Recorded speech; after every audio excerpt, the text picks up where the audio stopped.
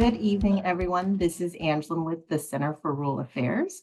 I'm happy to welcome you all to a Nebraska Cottage Food training tonight. I'm happy to welcome Cindy Brison as an extension educator. She is a certified instructor and a proctor by the National Restaurant Association. She works in certifying food service personnel in food safety. Cindy is also an expert in food safety, Nebraska cottage foods, which we'll be talking about tonight, and health and wellness. Cindy works with restaurant managers, childcare providers, school lunch professionals, and anyone who serves and prepares food for others, including farmers market vendors. Cindy also works with Nebraska cottage food producers to fulfill their requirements to sell food from their homes. She also works in social media, and supporting local agriculture is another part of her job. Welcome, Cindy. You may go ahead and take the helm. Okay. Thank you for inviting me today. Welcome, everyone. As I was saying before, when you are done today, by the time we get done, you will be able to go to the Nebraska Department of Ag's website and register as a cottage food producer, and you can sell cookies by 8:30 tonight. You can sell all different sorts of groovy things. So how this works is that in 2019, the Nebraska legislature had put a bill through, and it had made it through and got signed by the governor. So initially the thought was that farmers' wives could have a second income besides farming to make a little extra cash, which is how the original bill started. It's kind of grown since then. LB 262 just went through about a month ago, and that has increased what you can sell with cottage foods. I will be very honest with you. I have heard rumors of what is changing. They said things like you could sell things with dairy products like cheesecakes, and you could sell hummus and pesto. So the Nebraska Department of Ag and local health departments are all getting together, and in the next month or so, they will come together with a list of the things you can't sell. So the list of things you can sell, I will talk about tonight, and it's like, I don't know, 10 pages long. It's huge. So lots of things we'll talk about tonight. One thing that is nice is that everybody who's on tonight, you don't have to pay a fee to take the course. Like I said, when you're done, you go to the Nebraska Department of Ag and register, and that's it. In the reg, you just register, you take the course once, you register, and you're done. So tomorrow, either tomorrow or Wednesday, maybe Thursday. Waterworks is Wednesday, teaching 1,500 kids about water. So I will send you your certificate, and I will send you a copy of the PowerPoint I'm using tonight. So in case, I don't want you to have to take copious amounts of notes. In case you have any questions, oh, what did she say? You'll have a copy of it. So we'll get started. How this all started in 2019 when the bill went through. Part of the bill said that if you want to be a cottage food producer, you must take a certified training for food safety, because they don't want anybody to get sick. And so we talked to the Department of Ag, and we ended up working with Minnesota Extension, and we adapted their program to fit Nebraska. We wanted it very specific to our state. All 50 states have cottage food laws. Every one of them is different. It's really crazy, but it's growing. In 2019, I think we had 300 producers. As of the other day, I think we have well over 2,000 producers in the state of Nebraska, and that's incredible. It's growing. It's not something that's slowing down. So I'm very excited about this. My job with the university is not only to provide the class, but my job is also working as a liaison between cottage food producers, the Department of Ag, local health departments. What can you sell? What can't you sell? What about this? Do I have to pay taxes on this? What about, do I need to be an LLC? So my job is the person that can help you out. So please, at the end of this PowerPoint, all my information will be there. And again, I'll send it to you. So if you have questions, please feel free to reach out, call me, email me. I'm here. If I don't know the answer, I know who we can ask, or I'll find out who we can ask. So the whole point of this training is to understand what's required to be a cottage food producer. What can you sell? What can't you sell? How can you sell it? How does it have to be packaged? How does it have to be labeled? What do you have to do? And some food safety in there. I've been teaching food safety for 28 years with the university. And before that, I was in long-term care food service for 16 years. So my background is definitely food safety, probably since I was 16. So lots of, sorry, you'll get lots of information tonight. So this course has definitely been endorsed by the Department of Ag. It's been endorsed by all the local health departments. We're starting to see local farmers markets. Some managers are requiring the course for the people that participate. Some don't. So we tell everybody, depending upon where you are going to sell your product, if you have a question about, is this something I can sell, that your best bet is to talk to your local health inspector. And I have all that information tonight too, so you don't have to worry about that. So we'll start out by talking about what's a cottage food producer.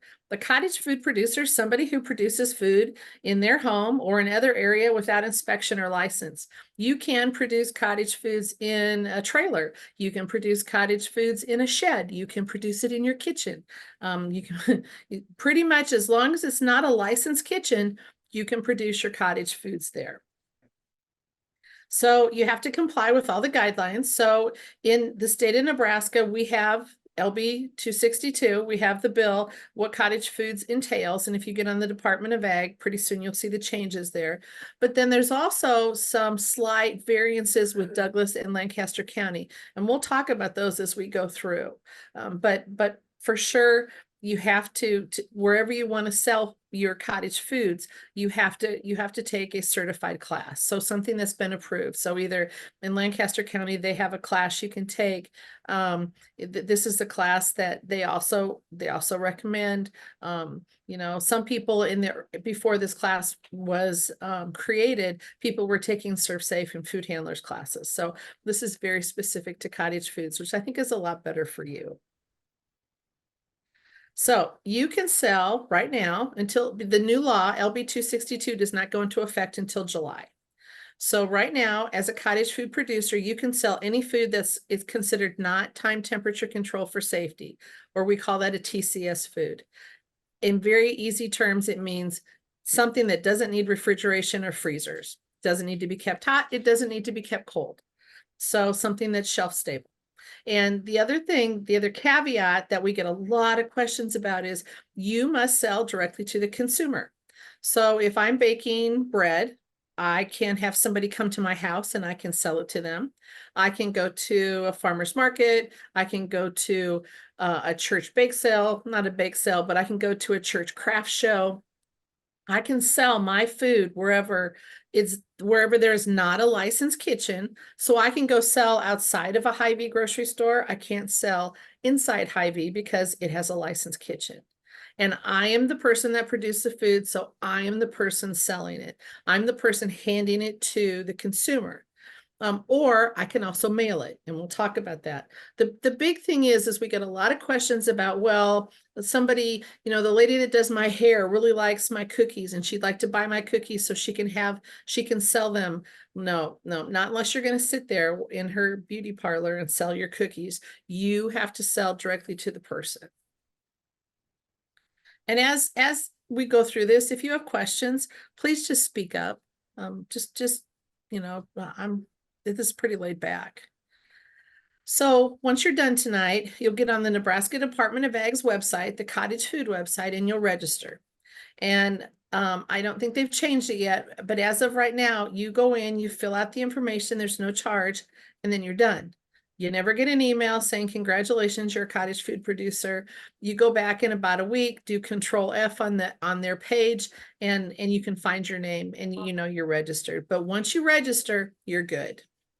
The other thing that you need to do is once you're registered, once you start selling your food, is you must have a consumer, a placard as of such at the point of sale, whether it be at your house, whether it be in your garage, at a farmer's market, wherever you're selling your food, that talks about that you're not regulated or inspected and your food may contain allergens. If you're operating in Lancaster County and within a 3-mile radius, you must also register as a cottage food person at Lincoln Lancaster Health Department. And you can do it online. There is an additional fee to that. They ask that you, I don't know, I think it's that you register every year. It's one of those things you need to double check with Lincoln Lancaster, because they also ask that you label all your food that it was made by a cottage food operation. So in Lancaster County, you need to take a course like in any other county, and you need to make sure that you register with Lincoln Lancaster Health Department. In Douglas County, they ask if you are going to sell anywhere besides a farmer's market, that you just fill out an online form. There's no charge to it. They just want to know you're around. So when you register and you become a producer and you create some food, and I will tell you, we have people selling pretty much it's cottage food producers are so inventive and so creative. Once a week, they come up with something new that they want to know if they can sell. So if you're making cookies, on those cookies, you need to bag them, package them somehow. On the outside of the cookies, it needs to say your name and address, and it can be a P.O. box. It cannot be an email address. And it must have either a sticker on it, and I'll show you what the placard will say about being prepared without inspection, and then it may contain allergens, and the name of the food. And that's it. You don't have to have the breakdown of the ingredients in it. You don't have to have the breakdown by weight. Now, with the new LB 262, that may change. But like I said, one of the nice things is I'll get your email address, I'll send out your certificate, I'll send out your the PowerPoint, and then I keep your email addresses and I create a listserv. It's my listserv. It's not the university's listserv. I don't sell it to anybody. I don't give it to anybody.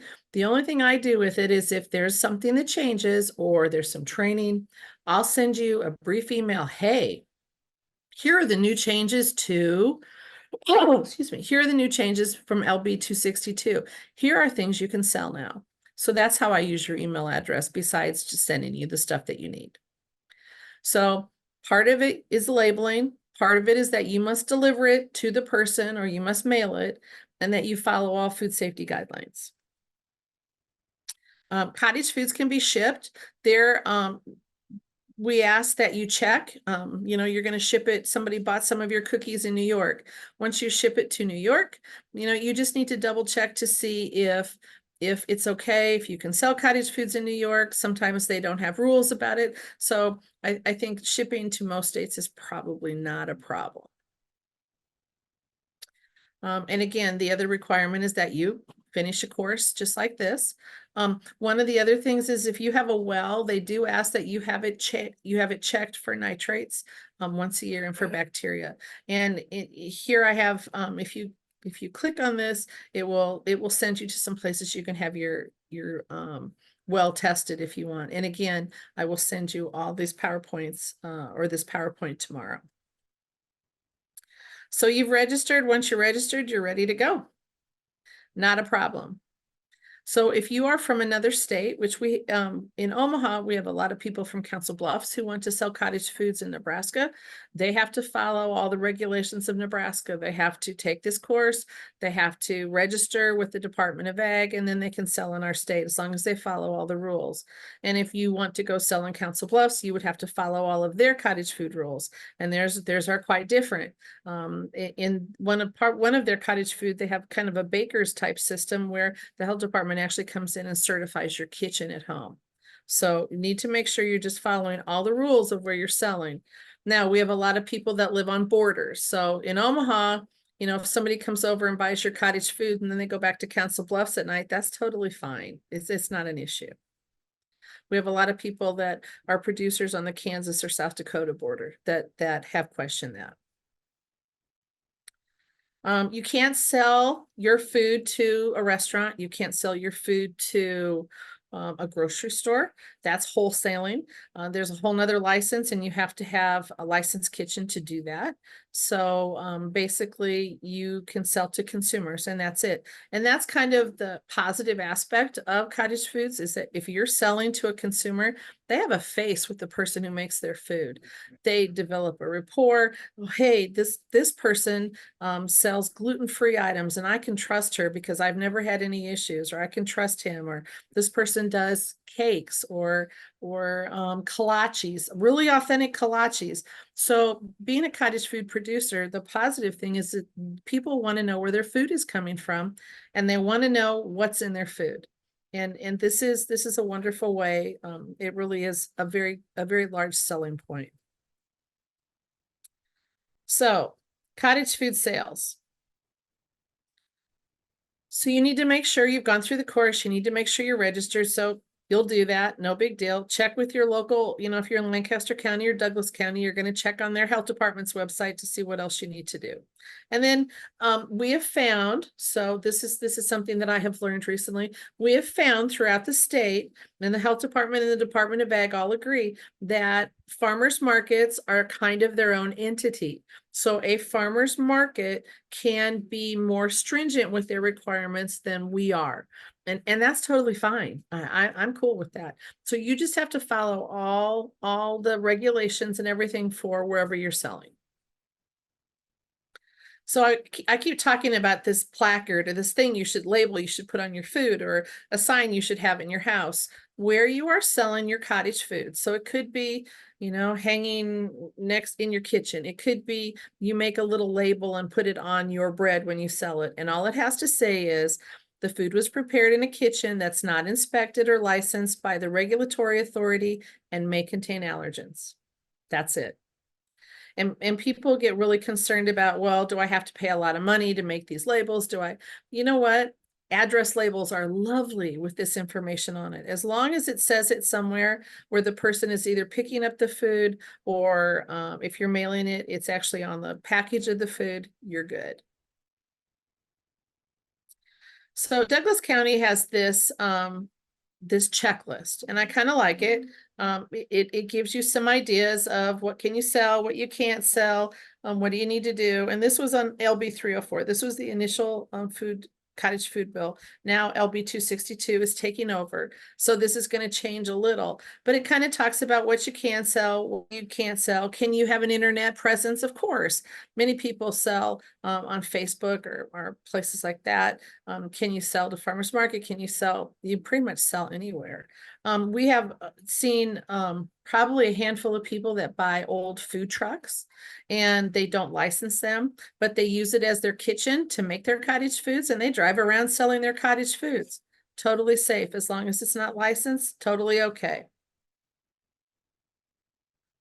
So again, this is everything we've talked about. If you want to set up, we have some people in Western Nebraska that actually live right outside of town, and they set up what would look like a produce stand outside of their house, and they sell their bread and their cookies and things like that there, so many days a week. Totally okay.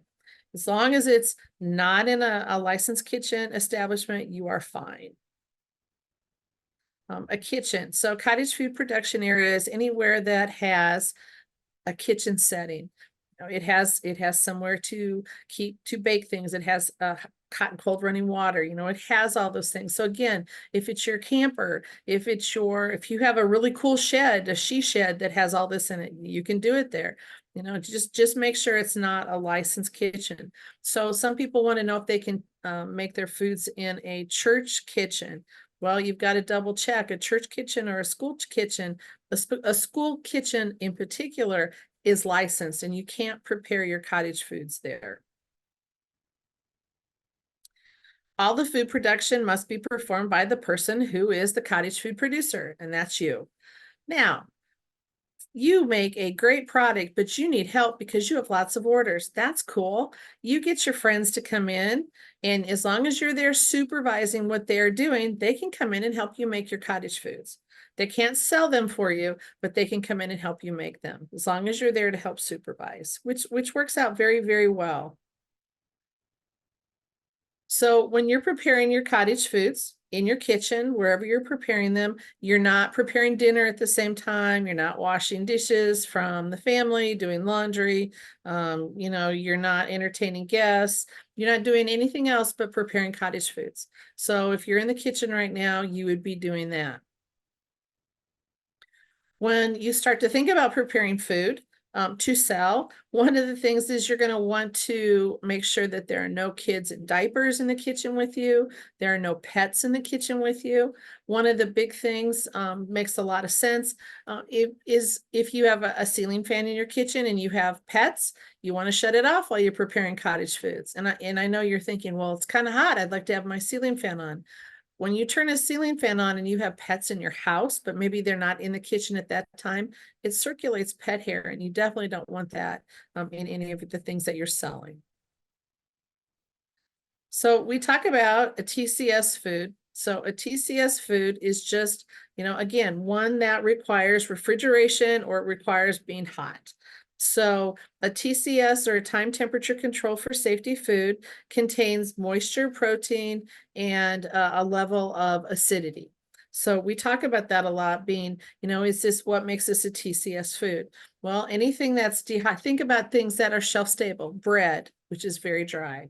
Cookies, which is pretty dry. Other baked goods, dehydrated honey, things like that. They have a low moisture content, so the chances of them growing bacteria are very low. So if you're selling things like a cheesecake at a farmer's market, then you have to keep it refrigerated. So that would be a TCS food. So if you have to keep it in the fridge or in the oven to keep it safe, then it's not something you can sell right now. That may change though. So what is a non-TCS food? What is a safe food to sell? It has a pH less than 4.2, which means it doesn't have a level of bacteria that can grow, and it has a low water activity. So when we talk about water activity, we'll talk about, for example, if you want to bake a fruit pie, you can do that. If you want to bake a sugar-free fruit pie, that is not something you can sell, because the sugar in the fruit absorbs the liquid in the water, and that lowers the water activity of a fruit pie. If you're using a sugar substitute, it doesn't suck up that water, or that water, it doesn't lower the water activity, so you cannot sell a sugar-free pie. So it's one of those things. I put a specific website in there for you to look at to kind of explain that. I know that it's kind of vague terms, but I'll show you we have some charts that'll make it easier. So these are small, but when you get the PowerPoint, you'll be able to see them. So this is what the health department sent for me to use. And I thought it was a pretty good example of if you knew the pH, if you knew the water activity of your food. A lot of people send their foods to a lab to be tested. And we'll talk about that, whether or not you have to do that. So I like the chart over here that says, does the food consist of or contain any of the following? Is it a cut melon? Is it cut leafy greens? Is it fresh sprouts? Is it a cut tomato, garlic and oil? Is it an animal food? Does it have a vertebrae? If it does, then, it goes down, and you can follow this chart to find out this is a TCS food, this is not a TCS food. And these charts over here make it, if you've ever had your food tested or you use a recipe that has been tested, this chart is pretty nice to look at. So, big question, what can you sell? I tell you what, that the amount of things you can sell is just astronomical. Candies are big.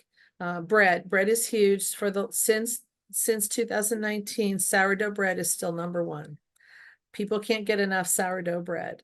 Gluten-free breads, sugar-free breads, specialty things, specialty items, things that are allergen-free. Cakes are fine.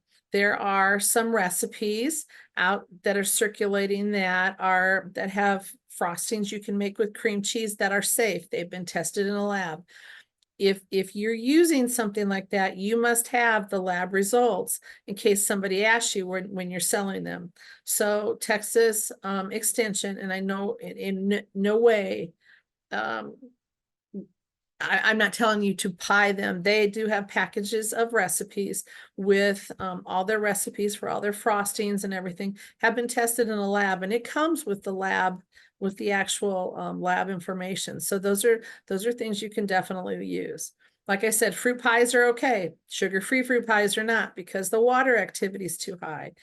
People make their own granola and their own cereal. They roast nuts. They make flavored popcorn.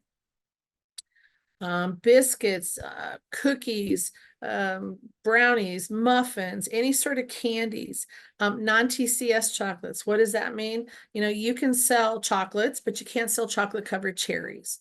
You can make your own seasonings, which is great. People make their own soup mixes, their own bread mixes. I've seen lots of, their own spice mixes, totally okay. You can sell charcuterie trays that don't have meat on them. A lot of people do dessert charcuterie trays.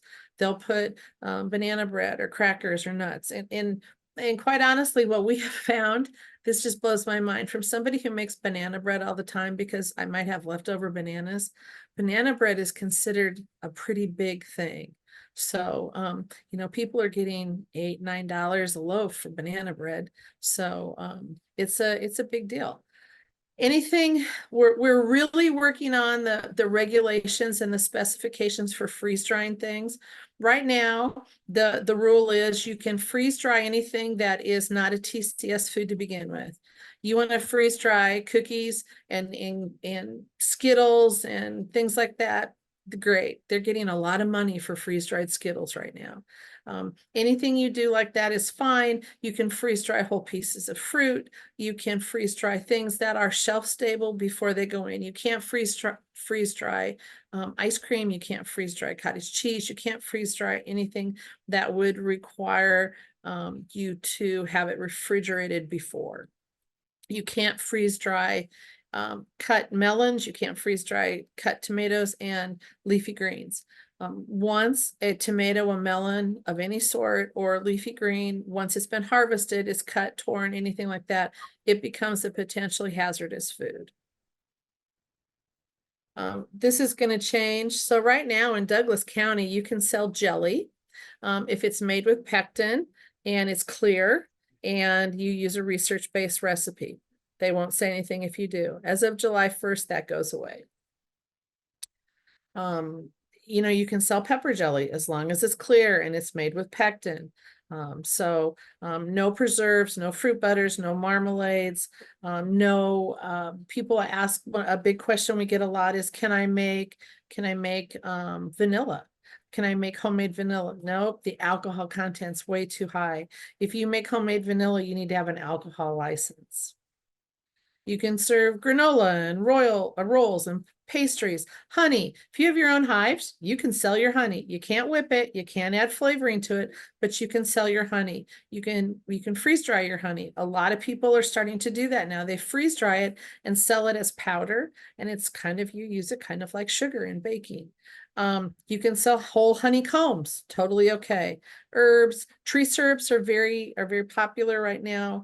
Like I said, quick breads, banana breads, zucchini breads, things like that. The list is, like I said, very long, so I will find that list and send it along with, but again, I'll send it with the knowledge that it's probably going to change. You can freeze dry. So this has changed. You can freeze dry berries. They freeze dry really well. Sourdough starter. You just want to make sure that you are following the directions of your freeze dryer. If you're doing freeze dried candy, I don't think you have to worry about Mylar bags with the oxygen packages in them. If you're freeze drying fruits and vegetables that are going for long-term storage, you're definitely going to want to make sure that you use the Mylar bags, and I'll show you a picture of that in a minute. And that they have to be a certain thickness is what is recommended, so things will last longer. And they kind of look like this. It's not that they're promoting these bags, but this is just an example of the bags.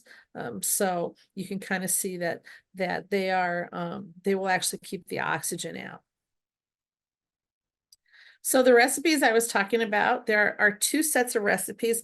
Texas Extension has come and bake it recipes. I think you get 2 ebooks for $20. Again, I'm not selling them. I'm not, they're there. I've looked at them. They've all been tested. K-State has a really good handout on frostings. They initially wrote it because of their fairs and kids taking shelf-stable frostings to fairs. But they have lots of tested recipes in there, and their K-State frosting handout is free. So that's a good one. Frosting, one of the things that has been clarified in the last month is that frostings that you buy, like Betty Crocker and things like that, those are considered shelf stable. So you can use those in kolaches, you can use those on cakes. So those are okay too. If you don't know if a food is a TCS food, you're not sure, call. If you're still not sure, you can always get it tested in a lab. UNL has a lab. Midwest Labs here in town will test your food. They'll give you'll send in your food and they'll test for water activity and pH. And I think it's $35. And then you get it back and you can make that food then if it's safe, following that chart I showed you earlier. One of the things that's very important if you do go that route, get your food tested, but then you have to make sure that you're following that recipe to the T every time you make it in order for that testing to be to be viable. So you can't, well, I think I'll just tweak it a little. No, tweaking it a little is going to change the water activity or the pH. These are the labs. Sadly, most of the labs are on our side of the state. We're trying to work with outstate, Western Nebraska, trying to find somebody that can do a food lab out there, because it's, by the time you mail something to one of the labs here, it gets a little expensive and the food gets kind of stale. What can't you sell? Things that need to be in the refrigerator, things with the vertebrae. So, chicken and meat. You can sell fresh eggs, and we'll get to that in a minute. You can't sell home canned produce. You can't sell home canned fruits, home canned vegetables, anything pickled, no fish. You can't sell cut fruits and vegetables. If you grow a garden and as a cottage food producer, you want to sell tomatoes and cucumbers and things like that, you are totally okay with that. You just can't cut them. No barbecue sauces, no dried meats, no jerkies, no dried chicken, nothing until July 1st, nothing with milk or cottage cheese in it. If you make focaccia bread, you can sprinkle some cheese on the top and bake it into it on the top, and that's totally okay. You just can't have cottage cheese, like liquid cottage cheese or cream cheese in the middle of it. No canned ketchups, no mustards, no salsas, nothing. Garlic and oil. Garlic and oil is very dangerous. If you make your own garlic and oil, if you put garlic and oil, let it sit on your counter for a week, by the time the week is over, there'll be enough botulism in that oil to kill hundreds of people. So we don't want to do that. Martha Stewart can do whatever she wants, but she does a good job. If you're going to make garlic and oil, you can't sell it. If you're going to make it, put it in the fridge, and in a week, throw it away. So then it's at least safe. You can't grow your own bean sprouts or any, you can't sell ice products. Ice products actually have a high contamination rate. Who knew? And it's considered a food. So you can't sell ices or freezies or things like that. No cream pies. Again, no sugar-free pies. No apple butters. Again, no jams and jellies as of July 1st, no vegetable jellies, no charcuterie trays with desserts on them, no whipped honey.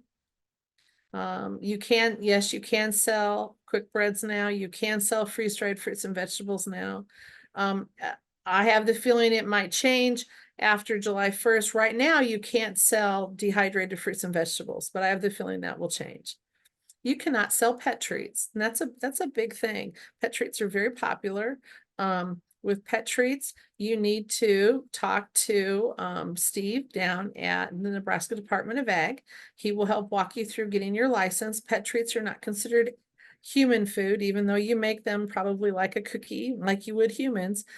So pet treats fall under a different license, and it's pretty easy. He's very helpful. He can help you walk you through getting a pet food license. No foods with alcohol in them. If you're using like a teaspoon of something as a flavoring in a whole batch of something is probably fine.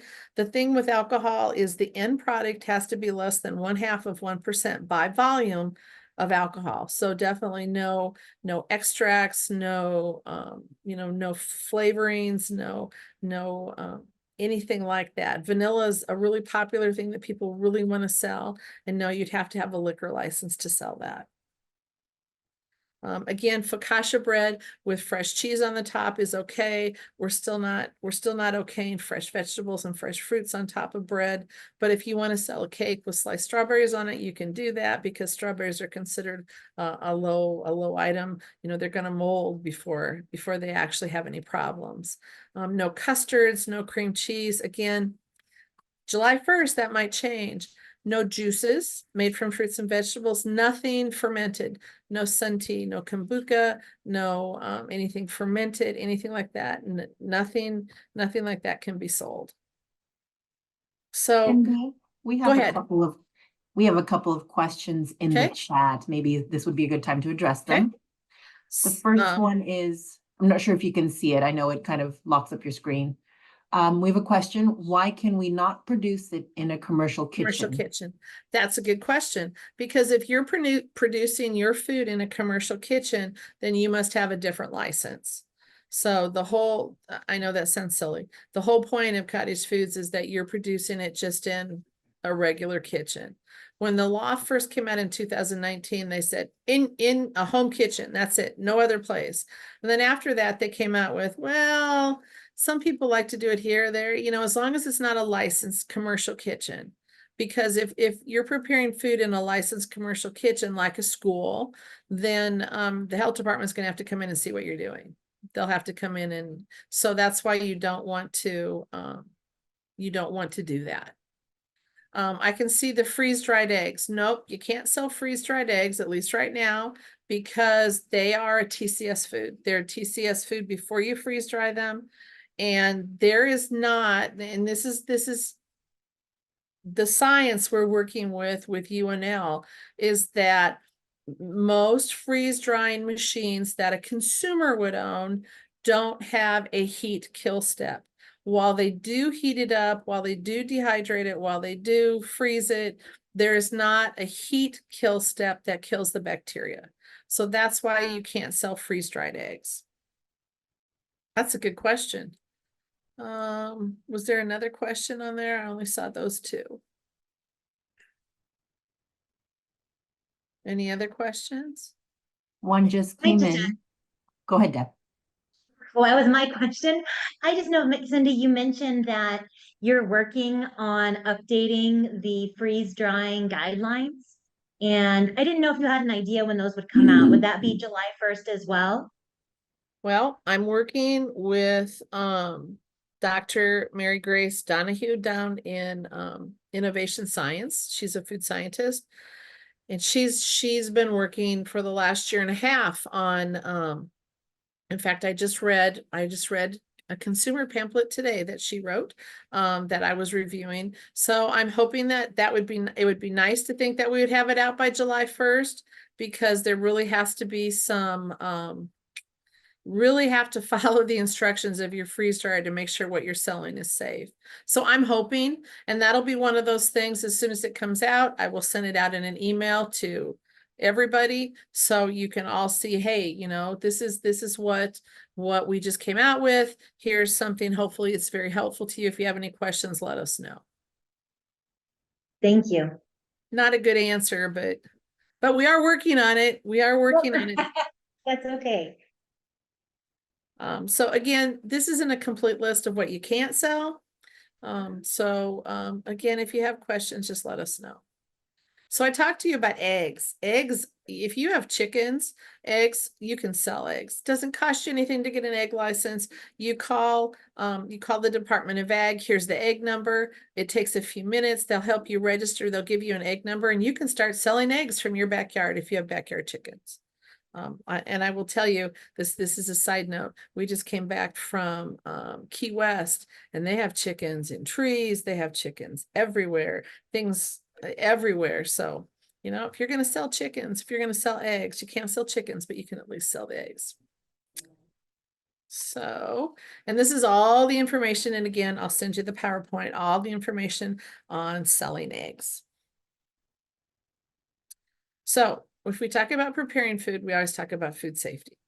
Cindy, we had a question just come in about jams and jellies. Now, I know there's changes coming July 1st.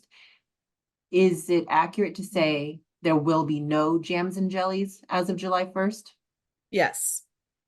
Yes, that I can say without, unless something changes drastically. The biggest problem with, this is going to sound crazy. The science behind it is that you can make a jam or a jelly with pectin, and the chances of it heating it up and putting it in jars, it should be shelf stable. The problem happens when people hot water bath it. You know, none of the scientific recommendations say, a lot of people put hot jam into a jar, put a lid on it, turn it upside down. Well, it seals, but it didn't get the oxygen out. So there's still going to be bacterial growth in there. And especially yeast growth. With jams and jellies, yeast is a big issue. So jams and jellies can really be, the sugar content you would think would be high enough, but in some cases it's not. So unless something changes drastically, I think that they're going to go to no home canned foods. It's a good question.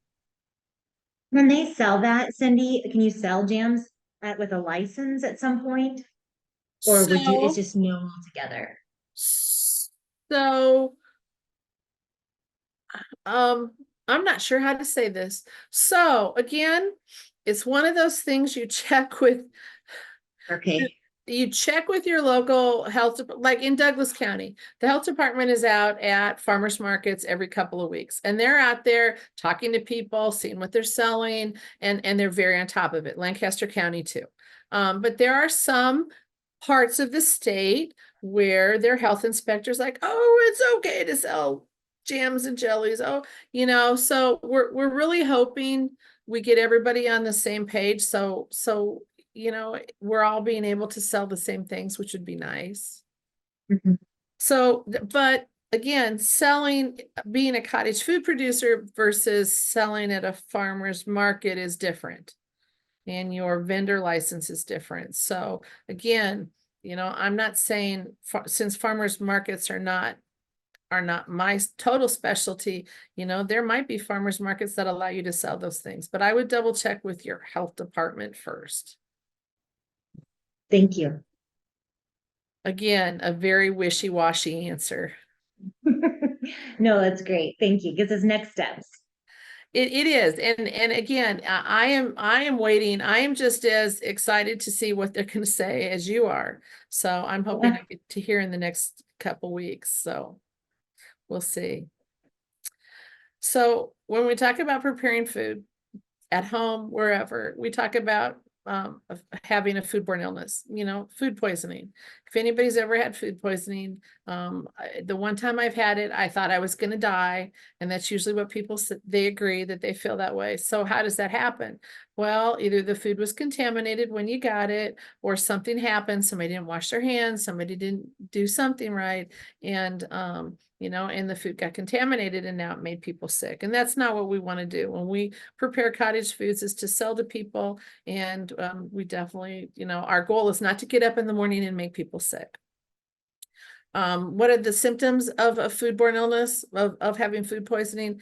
It looks like the flu. You know, you have vomiting, you have diarrhea, you may develop a fever. Some foodborne illnesses can get very serious. With botulism, it can be a real issue. There was a case of somebody who brought home potatoes from the grocery store. They didn't wash them. They put them in foil. They put them in the oven. They baked them at lunch. They had one left. They put it on the back of the stove. It sat in the foil all afternoon. It was warm. It was moist. It wasn't hot. And their son came home that afternoon, had the baked potato, and now he's permanently paralyzed from botulism. So we talk about, a foodborne illness can be something that, yeah, you might get sick and you don't feel good for a few days, but it can be very serious. It can kill you too. And that's not what we want. So we just want to handle our food safely. So this is a picture that you'll see, and there's a website, and the next slide will show you the website. This is how your health department is kind of broken up as to if you have a question about what you can and can't sell, this would be who you can talk to. Now, these people change periodically. So this is the most up-to-date one I've had, but that doesn't mean that it's, it was up to date about a month ago. People might have changed. So if you ever want to see who your local health inspector is, you can get on this website, the NDA website, and it'll tell you exactly who your health inspector is. So we have 3 counties in Nebraska that have their own health department, that have their own surveyors. So Hall, which is Grand Island, Lancaster, and Douglas, they have their own surveyors, so you can just call them and somebody will be able to help you. The remaining counties are all covered by the Nebraska Department of Ag. And again, if you go back to this map, it tells you which inspector covers which counties. So let's talk about good personal hygiene. It's important that we do things correct. So we serve safe food and we offer safe food. And this could be to your family, it could be to customers, it can be to anybody. If you're sick, you can make somebody else sick. If somebody in your house is sick and you're preparing foods, even though you're not sick, you might be transferring that to the food that you are creating. So it's really important that nobody's sick in your house when you're preparing food. You don't have nausea or vomiting or diarrhea. I tell people in my class that I teach culinary students at Metro, if you come in the morning and you have diarrhea, you're contagious, go home. If you have a cut on your hand, you need to have it covered. You need to wear a Band-Aid. You need to wear a glove. If you have a cold, don't be blowing your nose and sneezing into the food. If you think you have anything that's contagious, you don't want to be making people's food. We had this water festival that we have tomorrow and Wednesday out at Schramm Park. We have 1,500 grade school children coming out to learn all about water and conserving water and how to canoe and do all different sorts of things. About 10, 15 years ago, we had somebody cater sack lunches for all of our volunteers that help with this program. And the woman that did it was sick at the time, had the flu. And out of 200 and some volunteers, about 55 people got sick. So don't prepare food when you're sick. It's not, your business will go under very quickly. So 1 out of 3 foodborne illness outbreaks are linked to the person that prepared the food. So poor personal hygiene is probably the biggest problem. Something as simple as not washing your hands. When we look at all the statistics for hand washing in the United States, 75% of people do not wash their hands after going to the restroom. That's a pretty alarming rate. We look at how we're handling our food. How, does it stay out in the temperature danger zone? Do you have a recipe that says, let your eggs sit out overnight? That can be a problem. Are you washing your produce with cold running water? How are you handling it? Is your kitchen clean when you start? Is your counter been washed and sanitized? So those are all reasons why you can make somebody sick. So we want to avoid all that. So you're not going to smoke, they've just added to the regulation just a month ago, no vaping, because vaping is a big thing when you're preparing cottage foods. If you're going to prepare cottage foods in your kitchen, I know this sounds silly, but you need to, quite honestly, you need to have a cup with a lid and a straw, because you don't want a bottle of water you have to unscrew because now you're contaminating your hands. You don't want an open cup or a coffee cup because you could spill it. So you want to make sure that if you have a cup, it's sitting away from where you're preparing food and it has a lid and a straw on it. You want to make sure that you're wearing a clean apron and you're wearing clean clothes. You didn't just come in from the garden and you're covered in dirt. Now you're going to start making bread. You want to make sure it as if this is your business. What would you do if you had to go into work? You would wear clean clothes. You would be showered. You're not going to touch your electronic devices while you're doing this. If you have to bring up a recipe, you can't keep touching your cell phone. Your cell phone has more bacteria on it than your toilet right now. So you want to make sure you're not touching electronic devices. Keep your fingernails short. If you have long painted nails, wear gloves when you're preparing food. Again, cover your cuts with a Band-Aid and a glove and change your glove frequently. If you have a cut and it becomes infected, that's something you can transfer onto the food. You want to make sure that you're not wearing a ton of jewelry when you're preparing food. I love watching Paula Deen, and she's in there kneading bread, and she's got on 17 rings and long nails and nail polish, and it's just like, ugh. She's cool. She does just fine. You want to make sure your hands are clean. You want to make sure your hair's pulled back. This is when we talk about hair, we talk about the average person loses 100 hairs a day. Will a hair make you sick? No, if it comes in your food. But will somebody buy from you again if they're finding hair in their food? Probably not. So make sure you pull your hair back. Once you prepared something, you baked, let's just say you just baked 6 beautiful loaves of bread. Okay. Once they come out of the oven, then they're considered finished. Nothing else is going to happen to them. So you want to make sure you're not touching them with your bare hands. Once you take them out of the oven, you're using tongs, you're using gloves, you're using, once they're cooled, you're using gloves and whatever deli papers to bag them up. So you're not touching them with your bare hands because that's contamination. Washing your hands. You all know how to wash your hands. Make sure that you're scrubbing for at least 20 seconds with warm water. About 85 degrees is what they're looking for. Make sure that you're doing a good job of washing your hands, on the tops, around your wrists, places like that.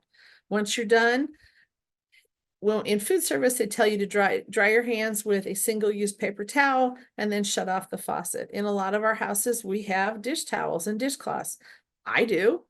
So if you're going to use those when you are preparing cottage foods, then you are going to change those frequently. If I'm doing a lot of baking or a lot of cooking, I'll probably change out my hand towel and my dishcloth 2 or 3 times in the day. So, just make sure once they get wet, they start to grow bacteria. So you want to make sure that you're changing them out frequently.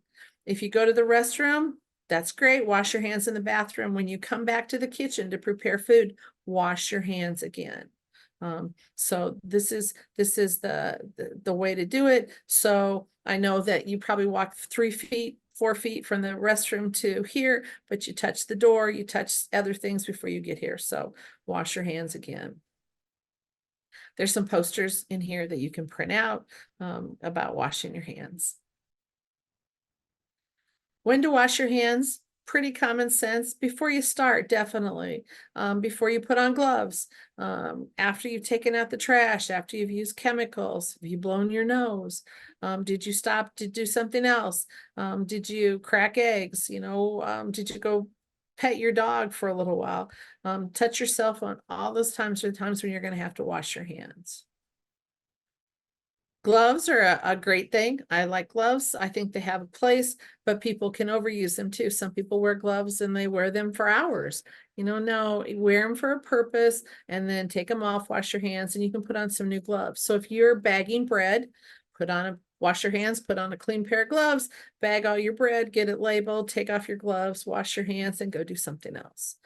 So make sure that you're not wearing them for very long. And if you have a Band-Aid on your hand, you need to wear a glove. A best practice is not to use latex gloves. People with latex allergies, latex gloves transfer allergens onto your food and can be a real problem. You definitely don't want to do that. So, nitrile gloves are fine, plastic gloves, things like that. Just no latex gloves when you're doing cottage foods is a best practice. no holes in your gloves.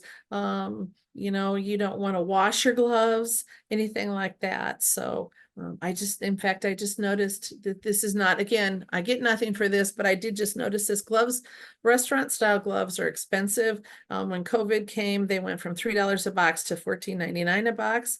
Menards, interestingly, has nitrile gloves on sale, food service grade gloves for $1.99 a box for 100 of them right now. So I will be going to Menards to buy some gloves because they're cheap. Again, get nothing from that, just a PSA. So if you're working with raw, ready to eat foods, gloves are great. If you're touching foods that are finished, again, if they're ready to eat, then you want to make sure that you are wearing clean gloves and change them at least every 2 hours, but you really shouldn't be wearing them that long. It's important that you wash your hands with soap and water. Not using hand sanitizer. So in a kitchen, if you're using hand sanitizer and you get too close to, let's say you have a gas stove, so you just put some hand sanitizer on and you go to do something with your gas stove, you can set yourself on fire. So there really isn't as long as you have a sink and you can wash your hands, we recommend hand washing, and sanitizer is definitely not a substitute for hand washing. So if you're out at the lake and there's no water and you want to use hand sanitizer, great. You don't really need it in your kitchen. So you're getting started. The first thing you're going to do when you start to prepare cottage foods is you're going to clean your kitchen. You're going to clean the area you're going to be cooking in. So cleaning is just removing dirt. You take a wiping cloth, hot soapy water, wipe down your counters. Sanitizing is you're going to use some sort of a chemical, and it could be something you mix, it could be something you buy, it could be something in a spray bottle that sanitizes, that reduces the number of pathogens to a safe level. We don't want to disinfect. Disinfectants, we don't want to use those in the kitchen unless somebody's thrown up. Disinfectants reduce the number of bacteria to 0, but they're also considered a poison as far as food. And so you have to go back and sanitize anyway once the disinfectant is used. So in food service, we clean and we sanitize. A food contact surface is anything that touches food. A plate, your mixer, a dish pan, anything like that. Your sink is actually considered a food contact surface. So a question I always ask my students is, how many of you sanitize your sink before you do dishes? So think about this. So your sink, you dump tea down there, you rinse your plates, you wash your vegetables, you do things like that. So you've added moisture, you've added food, and your house is probably about 70 degrees. So you have time, temperature, moisture, and food, which is all things bacteria need to grow. So in testing, kitchen sinks, again, have more bacteria than toilets because people clean their toilet once a week. But most people, probably less than 5% of people actually sanitize their sink before they do dishes. Now, do you have to do it every time? No. But I would do it frequently. Think about, what did you do in your sink last? I was rinsing off some pots the other day from planting. So, make sure that you sanitize your sink before you start doing dishes. So anything that is food contact must be washed, rinsed, and sanitized. Non-food contact surfaces would be things like your floor and your chairs, because there's not going to be food sitting on it. Silverware is the food contact surface, a dish pan, things like that. So when we talk about food sanitizers, we're not talking about hand sanitizers. Those are strictly for your hands. We're talking about a food contact sanitizer. So things that are actually physically made to sanitize food contact surfaces. So where would you use a sanitizer? You would use a sanitizer on your in your sink, on your table, anywhere that you're preparing food. You would sanitize your dishes. Now, if you have a dishwasher, then your dishes are going to be sanitized in your dishwasher, because that little thing of Cascade you put in there actually has chlorine in it. So your dishes are going to be sanitized in your dishwasher. Not a problem. If you are actively doing cottage food preparation, you don't have to be like a restaurant and buy a green bucket and a red bucket and you can see right here that I used ice cream buckets, and I just wrote on the outside just to show you, I have a hot soapy water bucket and I have a bucket I mixed with sanitizer, and I just use bleach, and I'll show you how to mix that here in a minute. And I keep my wiping cloths in there. So, here I have a wiping cloth in my hot soapy water bucket, and I'll have another wiping cloth in my sanitizer. And if it gets dirty or the suds go away, I change them out. When you're mixing a sanitizer, if you don't buy something that is like a kitchen sanitizer, like you go to your local grocery store and buy a spray bottle of kitchen sanitizer and it says it's food grade and it sanitizes, you can use that. You just have to double check.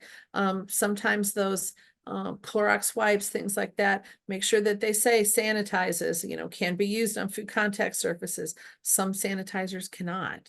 So when if you're using, for example, bleach is a very easy sanitizer to make, and a pretty cheap one, especially if you're doing, many people go to the restaurant store and they buy tablets and it mixes with a gallon of water and you have sanitizer, and that's fine too.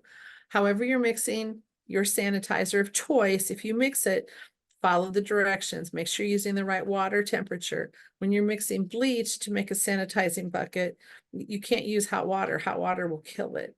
You want to make sure you're getting the soap suds off your plates or off your counters after you've washed them with hot soapy water, because soap suds kill sanitizer. So if you're the type of person that puts a little container of soap or puts a little thing of bleach in with your dishes, as soon as it hits the soap, it's dead. So you don't have to do that. So if you are mixing a sanitizing bucket up with bleach, you're going to have a test kit, which you can get online pretty cheaply. You want to make sure you mix your sanitizer strong enough, but not too strong. If it's not strong enough, it won't sanitize. If it's too strong, it can make somebody sick. So if you're buying chlorine, if you're buying chlorine wipes, make sure on the back it says it has an EPA registration and it says it sanitizes, because that will be something you can use. Not all bleach has an EPA registration and not all bleach sanitizes, although it will all take the color out of your jeans. If you're using bleach, you're not going to use scented bleach. You're not going to use splash proof bleach or oxygenated bleach. It's just plain old bleach. So a lot of the chlorine bleach that we can buy now is 8.25% sodium hypochlorite. It just says that right on the side of the bottle. That's just the strength of the bleach. So if you're using that, it's not going to take very much. So these are bleach test strips. So if I were to mix up bleach, I would be looking at 50 to 100 parts per million on the test strip. So I would dip it in my bleach solution and I would match it with the outside of the container. So with mixing bleach, it's not going to take very much. You'll notice a teaspoon of bleach in a gallon of water is enough sanitizer. And once you wipe something off, it only has to stay on there 7 seconds before it's killed the bacteria, which is wonderful. If you're using bleach as a sanitizer in a sink to sanitize some pots and pans or something, again, it would have to stay in that liquid for 7 seconds to be safe. So it doesn't take very much. So think about that. A teaspoon of bleach in a gallon of water, it takes a 1/4 teaspoon of bleach in a quart of water if you're mixing up a spray bottle. It doesn't take very much. So this is my handy dandy bleach chart that talks about how much bleach, if you're going to use bleach. You can see on the side with the circle with the line through it, that's for disinfectant. So if somebody throws up and you clean up after somebody that has thrown up, that's how high you would mix that bleach. And you can see how very, very strong that is. It's like 8 times the amount of bleach, very strong. And then it becomes a chemical and you have to clean afterwards. If you're going to sanitize with bleach and you mix up a spray bottle, you have to mix it up every day because it stops sanitizing after 24 hours. If you open up a bottle of bleach, one of those big bottles you buy, it stops sanitizing after 30 days with the big bottle of bleach before you even mix it. So make sure, you're keeping your bleach. I buy small bottles so I don't have to worry about the sanitizer going away. You want to make sure, again, you're testing it that it is strong enough. There are other chemicals you can sanitize with called quats. Some of these you can buy at a restaurant store, you can buy online. Like I said, the health department told me a lot of cottage food people are buying their tablets that you drop in so much water, like a gallon of water, and they are a quat that sanitizes. So these are quat test strips that you would use, same thing. You mix it, you test it to make sure that it is strong enough. If you're using a quat again or bleach, you want to make sure that you have good ventilation going on. Think about putting too much, think about if you've ever been to a swimming pool and the chlorine is off and it's very strong, it sticks in your nose. You don't want that problem. So which chemical should you use? Kind of up to you. They're both fine. Bleach is fine, a quat is fine. Follow the instructions again and use your test strips and you should be fine. So in a home kitchen, we don't have 3-compartment sinks like we would in a restaurant. So if you don't have a dishwasher for that sanitizing aspect and you need to sanitize dishes or pots and pans or whatever, you can see in the picture I set up here, this is a normal sink in a kitchen and I used just a tub on the end. That's what I put my sanitizer in. So I washed it with hot soapy water, rinsed it with in the middle or in the other sink, and then I sanitized everything in that dish bucket, and it worked pretty well. This would be a food service sink, a 3-compartment sink. Just like in your home, you'd scrape the food off, you'd wash it in hot water, you'd rinse it, and you sanitize it, and you let it air dry. That's going to do the best for bacterial in order to kill off bacteria. Again, wash, rinse, sanitize, air dry, and you are fine. And that's just a bigger picture of the sink. This is actually our sink at work. Air drying is the best when you start drying dishes with a dishcloth. The first dish you dry is fine, then now your towel is wet. So every dish you dry after that, you're drying it with a wet towel. And as time progresses, that wet towel grows bacteria. So that's why we recommend you dry dishes. You're not being lazy. You need to dry dishes so you watch bacterial growth. In your kitchen, you should store things safely. There should be nothing stored on the floor. Things should be labeled and marked. This is just, you know, it's just good to do that anyway, even if you're not a cottage food producer. Think about spices. McCormick's runs an ad every year at Thanksgiving. It says, if you have this jar, this metal can of McCormick spices, your spices are 25 years old. Well, yep. So labeling, you know, putting the date on the top of your spice jar after you open it's really helpful. Keep your storage area clean. It's going to prevent critters from growing or coming in. You want to make sure that your refrigerator is cold enough. Now, you can't sell cooked eggs, but you might use eggs in your cakes, things like that. You want to make sure that your eggs are staying cold. You want to make sure your refrigerator is 41 or below and that things in your freezer are frozen. You know, so make sure I would have a thermometer in your fridge so you know how cold things are. Keep areas clean that house your mixing bowls and your dishes and anything that you're going to use to prepare the food. Make sure that the cabinets are clean, your drawers are clean, you store chemicals away from food. Under your sink is fine. I wouldn't keep any chemicals up on the counter while I was preparing anything. Really important if you take if you take a chemical out of its original container, label it. I'm sure you have all heard about the Alamo House here in Omaha a couple years ago. The people that some people took a cleaning chemical out of its original container and put it in a booze jar for whatever reason, and it ended up back under the bar, and they made drinks with it one day, and 2 ladies got very, very sick. So, you know, we want to make sure if we take something out of its original container, it's labeled. So we've made our food, we've made it safely. Now, what do we have to do with it? So you make cottage foods. People worry a great deal about, well, what kind of packaging can I use? Well, it has to be food service grade.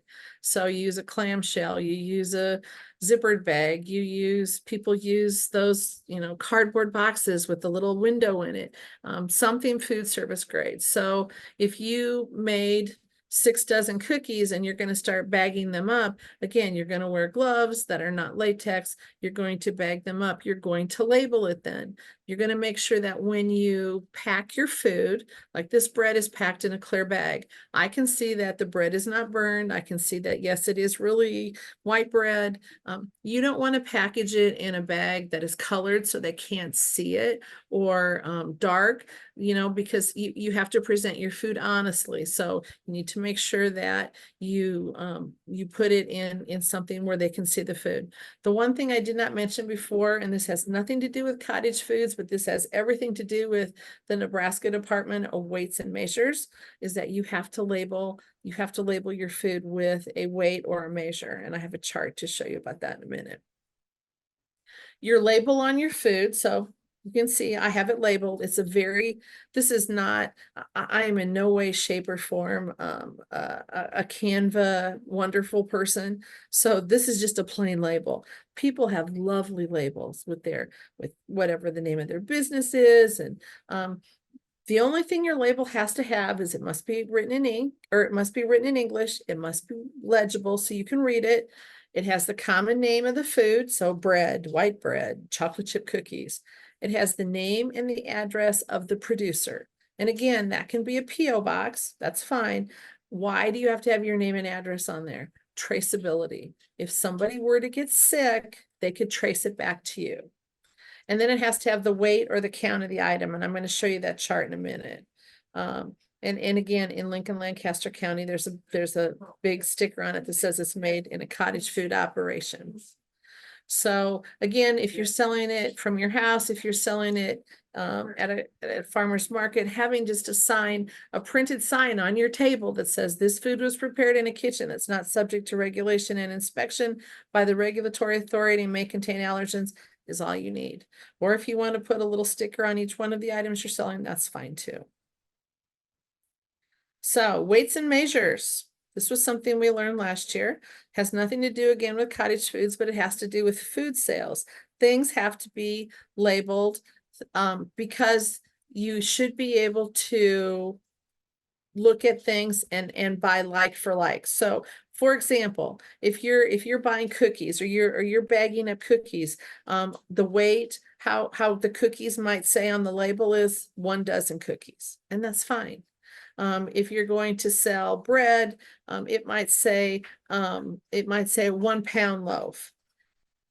That it would actually have the weight on it. So you could look at all the loaves on the table and go, well, this is 1 pound and it's $8, but this is 2 pounds and it's $8 too. So you're not going to see that. So you would have, here's all your loaves of sourdough bread and they're all 1 pound because you would weigh them. So you can see, cakes and pies are either sold by weight or size. You can see bread is sold by weight. Cookies and muffins and things like that can be sold by weight or by each. This is just an example of a label. Again, it does not, as of now, does not have to have ingredients on it. That may change. They're going back and forth on that. It does not have to have allergens on it. If you want to put the allergens that you think are in there, that's great. I think that that's a great marketing decisions, but it's not required. Again, you can see it's chocolate chip cookies. Molly made it. That's where she lives. That's all you need. And then there's my statement that's on my table. If you're selling honey, it's a best practice. It's not a requirement that you would label your honey with just a note saying honey is not recommended for infants less than 12 months of age because of botulism. When you are selling food, when you're transporting your food to be sold, you want to make sure it's safe in transportation. You're not going to put it in tubs in the back of an open pickup truck and drive somewhere and have chocolate chip cookies and cake flying everywhere. You're going to have things in containers. You're going to have them packed safely. If you're selling produce like these tomatoes, people can look at those tomatoes and see, oh, I would like this particular one. So they just grab that particular container. They're not touching and contaminating all the tomatoes. That's what you want to avoid. If you are sampling while you're selling at a farmer's market, that's totally okay. There are some specifications for that it's not a very big piece, that it's either kind of put in containers before you come to the market, like little plastic cups or something, or you're handing it to the person as they come by. Because the last thing you want is people coming by. Like, this is my favorite thing when I sample things, is that I'll see a little kid come by and they'll stick their hand in and grab a bunch of them. Well, then they've kind of contaminated everything around it. So you don't want that. So, it's either little individual serving sizes, serving cups, or you hand it to them with a gloved hand, things like that. So you're done. That's everything with the course. So now what you can do is if you Google Nebraska Department of Ag Cottage Food, it brings you to their website and it says register here, big green button. You register there, type in your name. If you have a business name, you type in your address, where you took the class and the date you took the class, and you hit enter. And by 7:30, you can be a cottage food producer. So the nice part about taking the class live is you don't have to take the quiz at the end. You don't have to do any of that. So I will go clear to the end though and show you. Let's see. Sorry. There's the quiz. One of the people that we work with a great deal when we have food science questions is this safe. The person that runs the lab, the food science lab, down in Lincoln at Innovation Campus is Dr. Jane Stratton. She is incredible. Lots of, her email is there if you have a question for her. I need to add Mary Grace on here too. She is our freeze drying expert in food science. So I will add her to the list too, because she's great if you have any questions about that. If you have any questions for me, my information will be included in all this when you get it tomorrow, when you get a copy of the PowerPoint. All the other resources I've talked about, like how do you get to Lancaster County? How do you get to Douglas County? How do you get to the Department of Ag? All that is there. The people that reviewed the course, people you can talk to. So lots and lots of Dr. Byron Chavez down at Innovation Campus is another food science specialist. Lots and lots of people that have helped with this course. So, and I'm going to stop talking and now I'm going to ask if there's any questions. I did happen to put the link for that Pure Food Act into the chat in case folks couldn't capture that. Perfect. Perfect. Cindy, on the scale for weighing like the sourdough bread, that has to be the Nebraska Department of Ag. Do they have to inspect the scale? The Department of Weights and Measures has places that you can do that with. I know, especially in Lancaster County, they do. But again, it would be something you could ask your health inspector. Okay. I think yeah, it would definitely be something I would ask. Sounds good.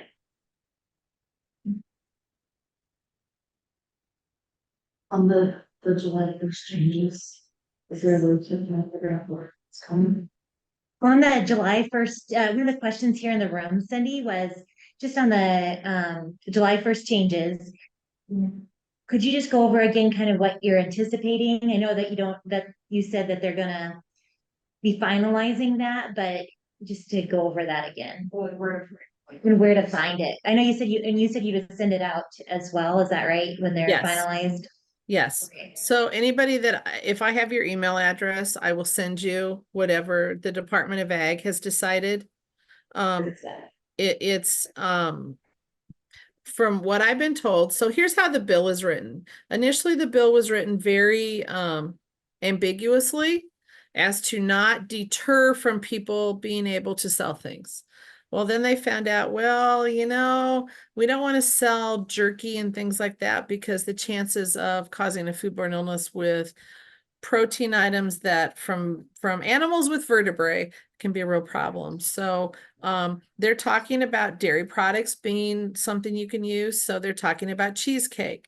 So if they start talking about you can sell cheese enchiladas, you can sell cheesecake, you can sell, but you have to be able to transport them in a safe manner in a refrigerated cooler, in a, So, and they can only be, you can only up to 2 hours. So if I made a cheesecake and I sold it to somebody in Grand Island, I wouldn't make it there in enough time to get it there. So there'll be some specifications. This training will change then, because then we're going to have to start talking about, okay, you're selling TCS foods.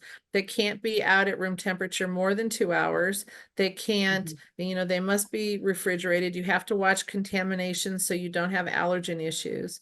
But they're talking about cheeses and dairy and cream cheese, because cream cheese is one item that everybody wants to use.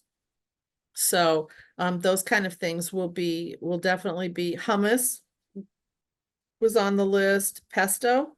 So I don't know how that's going to, I'm assuming it'll be sold like in a refrigerated jar, refrigerated, I'm not sure.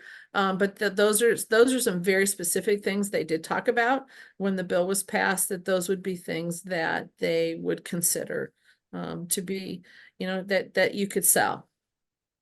But again, we're in the process, and it should be up hopefully by the time that July 1st it comes into effect. We're going to have a website from UNL that's, I call it one-stop shopping. You have questions about becoming an LLC for your cottage food producer, hey, go to this website. You want some recipes to see what other people are selling, go to this website. Here are places that people do really, really well with marketing. Go to this website. There is one thing I would recommend, on Facebook, there is Nebraska Cottage Producers. They have their own Facebook webpage. That's wonderful. Very supportive, 400, I think they're up to 400 or more. It's a very positive site to belong to. I think it's Nebraska Cottage Food Producers, and they just are there to help each other. Hey, I'm trying to find clamshells for my cake. Can you tell me where to do this? Or I'm going to start selling cookies. What would you charge for cookies? And how did you determine what you should do? So it's just very, very nice people being very helpful. They asked me to be part of the Facebook page, and I'm just there I'm in the background. If anybody has any questions, I try to do what I can to answer them. Did I answer your question? I just looked it up. Would it be Nebraska Cottage Bakers, do you think? That might On be it. Facebook? Okay, that one came up. I'll look real quick too. So for the group too, I have sent Cindy the vendors that are here and your email address so she can send you the PowerPoint from today. And then also she'll have you down because you'll get waived for the $25 fee because you attended today. Yep. And then because we had 5 vendors that attended, that was our limit on stipends. Each of you will receive $100 stipend for attending today as well. So I will be following up with you if I don't have your address, because we need to know where to send the check. Then I will be following up with you to get that, and we'll get those processed. So I just wanted to mention those 2 things. We appreciate your participation. And sorry, go ahead, Cindy. You were looking that up on Facebook. Sorry, you were correct. It's the cottage. It's definitely the Cottage Bakers, and they have 545 members now. They're very nice. They're very nice. They're very helpful. It's interesting. Some of the people, like some things I talk about. There's a person that sells cakes that does it she has a website, and she sells cakes, and people hover over her website. I happen to have one cake that they didn't come pick up today. So the first person that instant messages me, and 400 people, get on her site. I want that cake. I want the cake. So people at Christmas last year, there was one lady that was selling in the state of Nebraska that was selling decorated Christmas cookies, and she was getting $17 a piece for Christmas cookies. They were beautiful. I wouldn't eat them. They were too pretty. But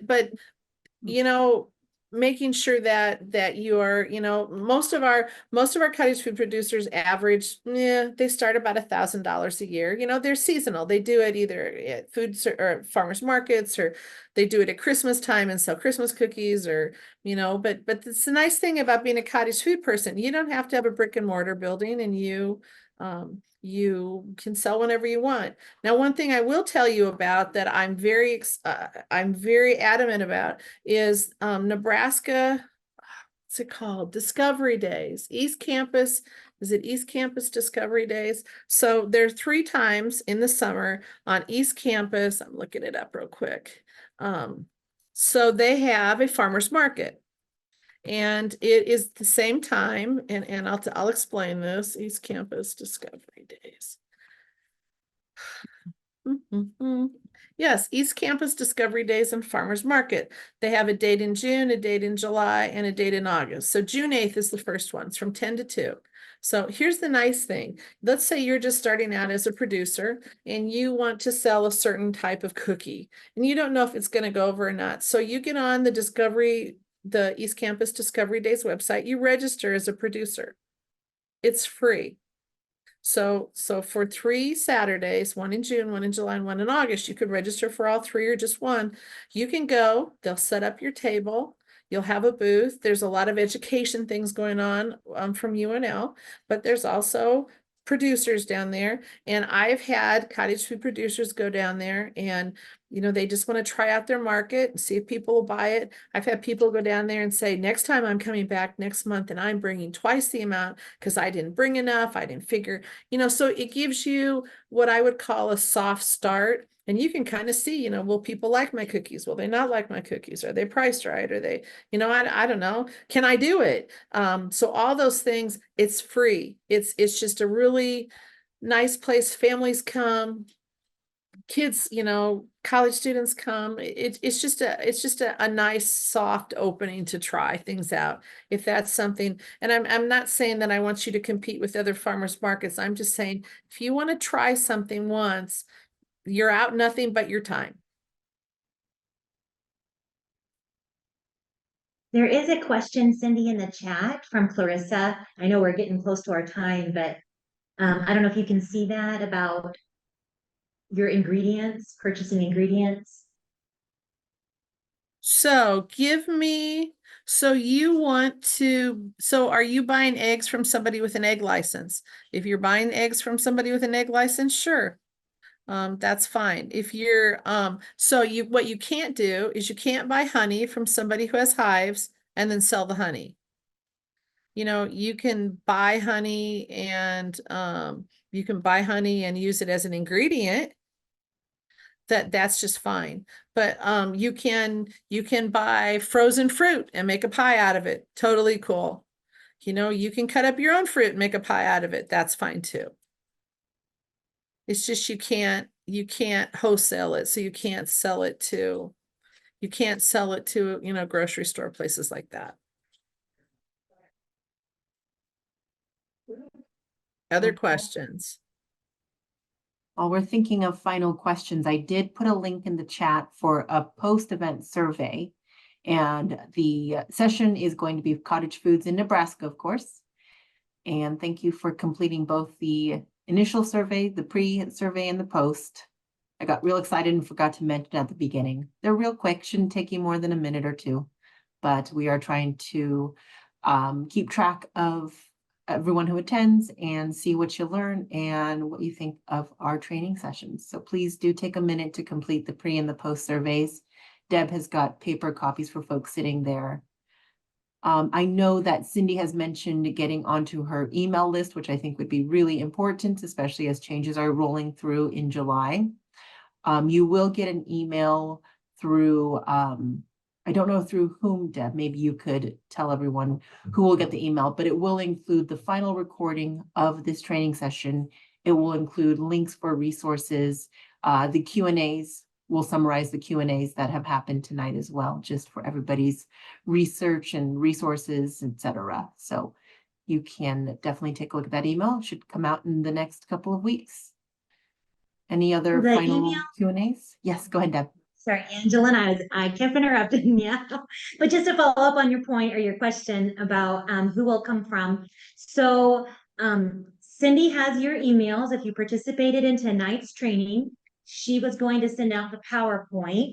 I think she mentioned tomorrow as a possibility and her follow-up. And for those that are maybe watching this recording at a later date, you can still contact Cindy with questions and that information.